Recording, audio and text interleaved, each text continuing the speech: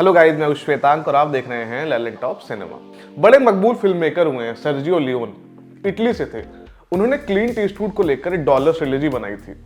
Sergio ने बने बनाए ढर्रे पर चलने की बजाय अपनी खुद की फिल्म मेकिंग स्टाइल इजाद की। वो इटालियन समझ और तकनीक को हॉलीवुड फिल्मों में इस्तेमाल करते थे। उनकी फिल्में सुनसान इलाकों में घटती, हीरो घोड़े पर चलता था, नैतिकता की परवाह नहीं, खून खराबा, बदला, पैसा और साथ में सोशल कमेंट्री। फिल्म समीक्षकों ने जब इस तरह की फिल्म देखी तो उन्होंने इसको नाम दिया स्पैगेटी या वेस्टर्न स्पैगेटी। स्पैगेटी एक इटालियन डिश होती है। आगे इस जॉनर में ढेरों फिल्में बनी। रॉ इमोशन से लवरेज इन फिल्मों को पब्लिक खूब पसंद करती थी। सर्जियो लियोन की फिल्मों पर इस जल्दबाजी और बेपरवाही में बात करने के लिए माफी के साथ मैं पॉइंट पर आना चाहता हूँ। पॉइंट ये है कि नेटफ्लिक्स पर एक फिल्म रिलीज हुई है जिसका नाम है थार। ये इंडिया में घटने वाली स्पैगेटी वेस्टर्न जॉनर की फिल्म सी लगती है। इस लाइन को लिखने से पहले सर्जियो लियोन और उनकी फिल्म मेकिंग का जिक्र जरूरी था। बहरहाल, थार की कहानी 1980 के दशक में मुनाबो नाम के गांव में घटती है। सुनसान शहर से दूर इस गांव में एक दिन दो घटनाएं होती हैं। सुवा नाम के आदमी की बर्बर हत्या हो जाती है और गांव के एक दूसरे घर में डकैती होती है और दो लोगों की हत्या कर दी जाती है। इन मामलों की जांच करते हैं इंस्पेक्टर सुरेखा सिंह और उनके मातहत भूरा। सुरेखा अपने करियर ग्राफ से बड़े नाखुश रहते हैं। पूरा जीवन इंस्पेक्टर बन के निकाल दिया, कभी प्रमोशन नहीं ले पाए। दूसरी तरफ गांव में एक नया आदमी आया है, उसके बारे में किसी को कुछ नहीं पता। उसके इर्द गिर्द एक मिस्ट्री वाला एलिमेंट बना हुआ है। वो शहर में अपने काम के लिए कुछ पढ़े लिखे लोग ढूंढ रहा है।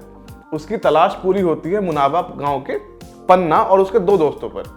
बीतते समय के साथ गांव से लोग गायब होने लगते हैं और उन लोगों को ढूंढने की जिम्मेदारी है सुरेखा की।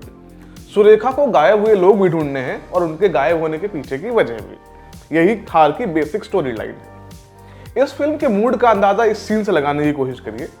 जिस गांव से लोग गायब हो रहे हैं, डर का माहौल है। वहां का इंस्पेक्टर बड़ा खुश है क्योंकि उसे लंबे समय के बाद नेताओं की सुरक्षा से इतर कुछ गंभीर पुलिसिया काम करने का मौका मिला है। उससे इसमें मजा आ रहा है। थार अपने पहले सीन से थ्रिलर वाला माहौल बनाना शुरू करती है। हर सीन उस क्लॉस्ट्रोफोबिक माहौल में कुछ ना कुछ जोड़ते हैं। आपको लगता है कि कुछ तो हो रहा है और जो हो रहा है वो मुझे जानना है। थार का फर्स्ट हाफ टाइट है, दिक्कतें इसके आगे शुरू होती हैं। जब इतने सारे बिल्डअप के बाद फिल्म खुलती है तो निराशा होती है क्योंकि इतना सारा मजमा जो है एक पतले से डोर से बंधा हुआ था। ये सब क्यों हो रहा है ये फिल्म के बताने से पहले ऑलमोस्ट आप प्रेडिक्ट कर चुके होते हैं। मगर आपको लगता है कि सिर्फ इतनी सी बात थोड़ी होगी, कुछ तो और होगा इस कहानी में। मगर ऐसा होता नहीं है। ये फिल्म बेसिक सी स्टोरी लाइन के इर्द गिर्द एक टाइट थ्रिलर बुनने की कोशिश करती है।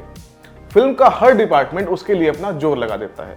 मगर वो सब चीजें तब काम आएंगी जब आपके पास कहने को कुछ ऐसा होगा जो किसी ने पहले नहीं कहा। थार एक वॉयलेंट फिल्म है, मगर वो हिंसा सिर्फ मानसिक रूप तक सीमित नहीं है। आपकी आंखों के सामने लिटरल खून खराबा हो रहा है, वो भी बड़े विभत्स तरीके से। मगर कभी ऐसा नहीं लगता कि फिल्म ओवरडू कर रही है। वायलेंस के अलावा फिल्म कास्ट सिस्टम, ड्रग्स और अकेलेपन जैसे मसलों को भी छूकर निकलती है। अच्छी बात यह है कि सारी चीजें कहानी में गुथी हुई हैं, अलग से जोड़ी हुई नहीं लगती। फिल्म का टेक्निकल विभाग डायरेक्टर राव सिंह चौधरी के विजन को पर्दे पर उतारने के लिए, जैसा कि हमने बताया, एडी चोटी का दम लगाता है। फिल्म की सिनेमेटोग्राफी इसमें सबसे बड़ा रोल प्ले करती है। जब फिल्म शुरू होती है तब आपको उस इलाके का बर्ड आई व्यू टूर करवाया जाता है। श्रेया दुबे का कैमरा वर्क आपको उस जगह में एक किस्म के खालीपन का भाव महसूस करवाता है। वही चीज आपको वहां में बसने वाले किरदारों में देखने को मिलती है। फिल्म में कई मौके ऐसे हैं जहां कैमरा किरदारों की आंख पर टिक जाता है। किसी आंख में निराशा है, किसी में अफसोस, तो किसी में लालसा। फिल्म की शुरुआत में आने वाले गाने को फिल्म से अलग भी सुना जा सकता है।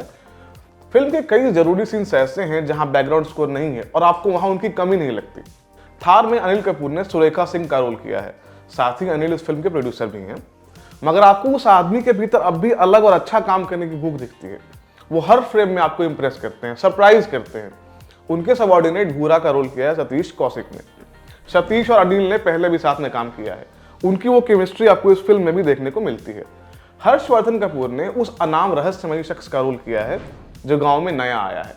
हर्षवर्धन फिल्म में अधिकतर मौकों पर ब्लैंक से एक्सप्रेशन के साथ दिखाई देते हैं। ये उनके कैरेक्टर की सॉर्ट ऑफ डिमांड रहती है। मगर हर्षवर्धन कपूर अपने करियर में जो भी काम कर रहे हैं वो रेगुलर सिनेमा नहीं है, वो कुछ अलग है। उस काम का चुनाव जाहिर तौर पर एक अच्छा संकेत है। फातिमा शना शेख ने पन्ना की पत्नी का रोल किया है। उनका एक कैरेक्टर आर्क है जो फिल्म के लिए पॉजिटिव तरीके से काम करता है। मगर इस फिल्म की सबसे तगड़ी परफॉर्मेंस है जितेंद्र जोशी की। जितेंद्र को पब्लिक सेक्रेट गेम्स के काटेकर के तौर पर जानती है। सारी एक्टिंग एक तरफ और उस आदमी का राजस्थानी लहजा एक तरफ। थार अपने किस्म की पहली फिल्म लगती है जहां सब कुछ ऑन पॉइंट है सिवाय मेन स्टोरी लाइन के। इतने सब के बावजूद फिल्म के पास कुछ अच्छा, कुछ अलग और नया कहने का मौका था, मगर जनता को सब कुछ बोल कर बताने यानी स्पून फीडिंग के चक्कर में वो चीज भी जाती रहती है। फिल्म में कुछ हिस्से हैं जो फ्लैशबैक की वजह से बताए जाते हैं। उस फ्लैशबैक के बिना ये फिल्म थोड़ी और मजबूत लग सकती थी। थार को आप नेटफ्लिक्स पर स्ट्रीम कर सकते हैं। मैं था श्वेता अंकुर, आप देख रहे थे लल्लन टॉप सिनेमा।